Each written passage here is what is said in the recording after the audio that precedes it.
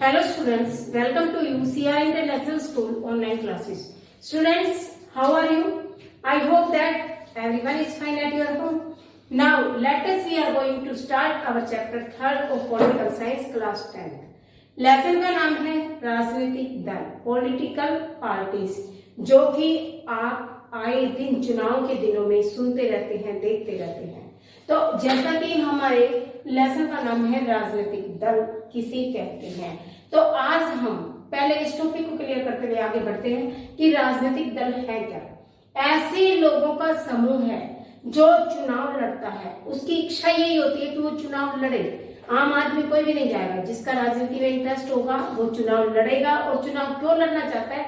क्योंकि वो एक सरकार में जगह बनाना चाहता है। वो कहीं ना कहीं उसका इंटरेस्ट है नेताओं से संबंधित बातों में, पॉलिटिक्स में, सरकार में, इसलिए वो चुनाव लड़कर सत्ता में आने की कोशिश करना चाहता है। सबका देखिए, कोई डॉक्टर बनना चाहता है, कोई इंजीनियर, कोई शिक्षक, तो कोई किसी और पेशे में जाना चाहता है। इसी तरह से राजनीति में भी लोगों का इंटरेस्ट होता है, कोई नेता ही बनना चाहता है। इसलिए और सीधे यूं नहीं कि भाई उठ गए एकदम सरकार में चले गए, ऐसे नहीं। चुनाव लड़ना पड़ता है, अपने आप को प्रूव करना पड़ता है, फिर हम सरकार बनाने के काबिल बनते हैं।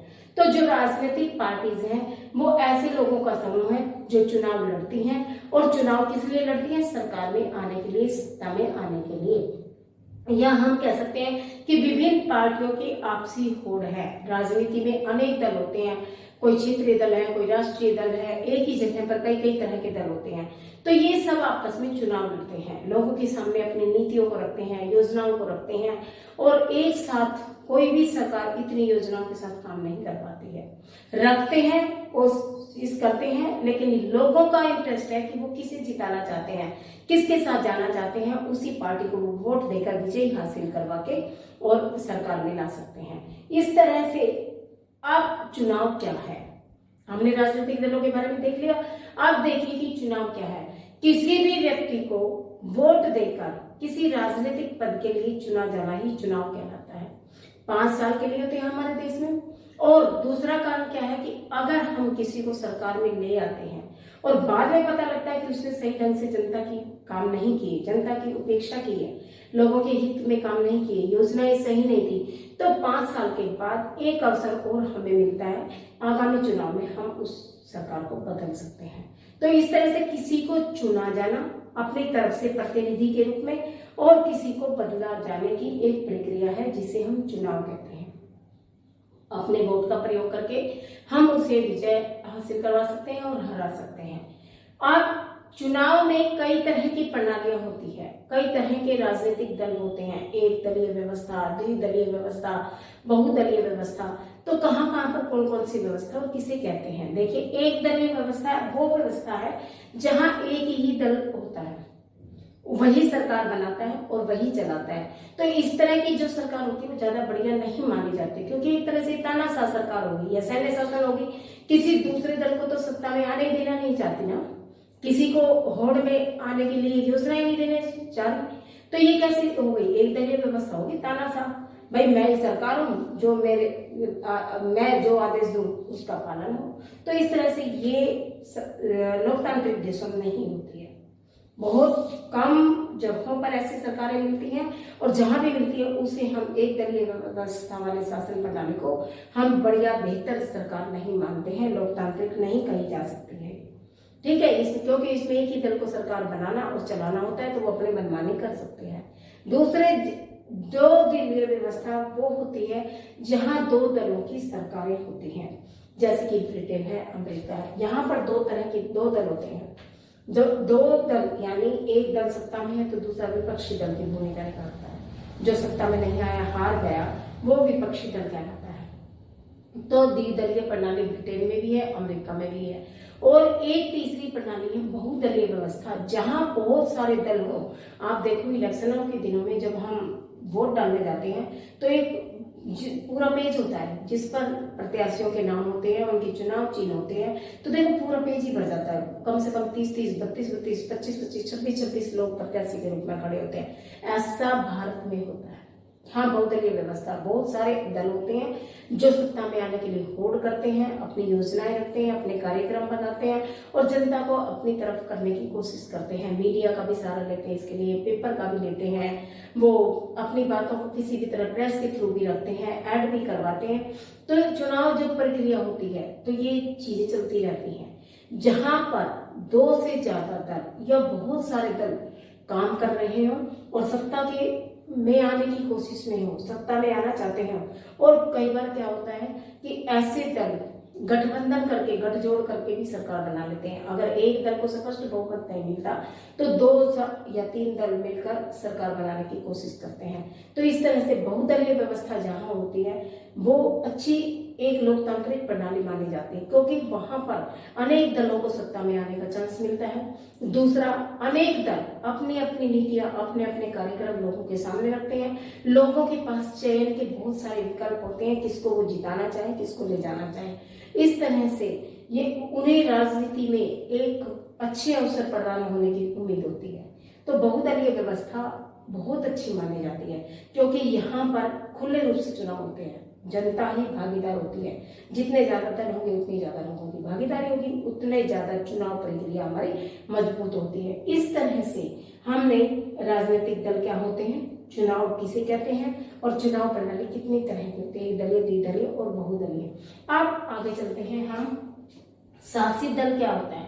वह दल जो सत्ता में हो और सरकार के चलाता हो, यानी जो सत्ता में, जिसकी सरकार बनी हुई हो। जैसे कि हम कहते हैं शासित दल जो अभी भी गद्दी पर मौजूद है और चुनाव हो रहे हैं, जैसे बीजेपी है, आज ये शासित दल है। अभी बाद में जो आएगा देखा जाएगा, लेकिन अभी तक सरकार इसी की है। जिसकी सरकार एट प्रेजेंट हो वो शासित दल कहलाता है।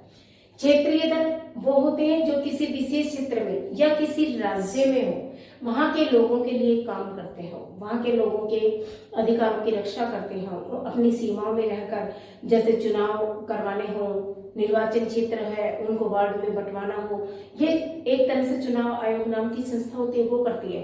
लेकिन क्षेत्रीय दल किसी विशेष क्षेत्र से संबंधित रखते हैं, किसी प्रांत से, किसी राज्य से, वो क्षेत्रीय दल कहलाते हैं। जैसे अकाली दल हो गया, झारखंड मुक्ति मोर्चा हो गया, ये स्थानीय होते हैं अपने अपने स्टेट के हिसाब से, अपने अपने प्रांतों के हिसाब से।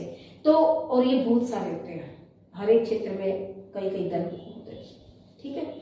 राष्ट्रीय दल वो होते हैं, इनका आधार व्यापक होता है, बहुत बड़े पैमाने पर ये काम करते हैं और बहुत लोग इन्हें जानते हैं। हमारे यहाँ 6 राष्ट्रीय दल है, जैसे बीजेपी हो गई, राष्ट्रीय कांग्रेस पार्टी हो गई, पुरानी पार्टी है, भारतीय राष्ट्रीय नेशनल कांग्रेस पार्टी, ठीक है, राष्ट्रीय कांग्रेस पार्टी, उसके बाद बीजेपी, उसके बाद बहुजन समाजवादी। इस तरह से 6 दल है राष्ट्रीय दल जो व्यापक आधार पर काम करते हैं, देश में लड़ते हैं, लेकिन इनकी जो शाखाएं हैं वो हर एक जगह पर होती है, हर एक राज्य में होती हैं, वो इनके लिए काम करते हैं। विधानसभा में पड़ने वाले कुल मतों का कम से कम 6% हासिल किया होगा, वो ही राष्ट्रीय दल कहलाएगा। विधानसभा में 6% कुल मतों का जिसको मिलेगा। और गठबंधन वो होता है जब अनेक दल सत्ता में आने के लिए होड़ में हो और एक सरकार, एक दल को बहुमत नहीं मिलता है तो वो अपने हाथ से सीट को नहीं जाने देता। वो क्या करते हैं, बहुत सारे दल, आज वर्तमान में जो सरकार बना है हमारी, ये भी गठबंधन सरकार से बनी और कई बार ऐसा हुआ है। तो बहुत सारे दल मिलकर एक सरकार का गठन कर लेते हैं, 2 दल भी हो जाते हैं, 3 भी दल हो जाते हैं, वो सत्ता में आना चाहते हैं, लेकिन एक दल को स्पष्ट बहुमत नहीं मिलता, अवसर नहीं मिलता, तो वो अपने साथ किसी दूसरे दल को जो मिला लेता है, हाथ मिलाकर उससे आगे की कार्यविधि को पूरा करते हैं और सत्ता में सरकार बनाते हैं। लेकिन इस तरह की जो सरकारें होती है वो ज्यादा अड़चन वाली होती है, क्योंकि एक को जो काम पसंद है वो दूसरे को नहीं, सबकी सहमति एक मुद्दे पर बनाना बहुत मुश्किल काम होता है। तो इस तरह की जो गठबंधन की सरकार होती है ये थोड़ी बाधात्मक होती है। बाकी आजकल प्रचलन इस तरह की सरकारों का भी है। तो ये सरकारों के हमने विभिन्न रूप जाने। आज का जो चैप्टर हमारा है राजनीतिक दल, ये कुछ ऐसा है, करंट का टॉपिक है और जितने भी दल हमारे हैं उनके बारे में हमें ज्ञान होना चाहिए। कौन से क्षेत्रीय दल है, कौन से राष्ट्रीय दल है, कौन सा कहाँ एक दलीय व्यवस्था, कहाँ द्विदलीय, कहाँ बहुदलीय है। तो जब तक हमें ये बेसिक चीजें नहीं पता होगी हम लेसन को क्लियर नहीं कर पाएंगे। इसलिए आज और कल हम 2 दिनों में इस चैप्टर के बेसिक से ही क्लियर करेंगे, उसके बाद हम चैप्टर पर आएंगे। मोटी मोटी चीजें अगर एक बार हमारा किसी जैसे मकान की नींव तैयार हो जाती है, उसके बाद बनता चला जाता है, तो लेसन तुरंत होता चला जाएगा। और लेसन आपका ये इम्पोर्टेंट है, आने वाला है। ये छठा लेसन है आपका, बीच के 3, 4, 5 तीनों लेसन कट गए हैं जो एग्जाम में आने वाले हैं। न्यू सिलेबस की पैटर्न के अकॉर्डिंग वही मैंने आपको दी है, आप मेरे साथ चलते रहिए, उसी को याद करते रहिए। ठीक है, आज के लिए इतना ही काफी है। इससे अगले विषय पर कल बात करते हैं, जो इससे अगले टॉपिक होंगे उस पर कल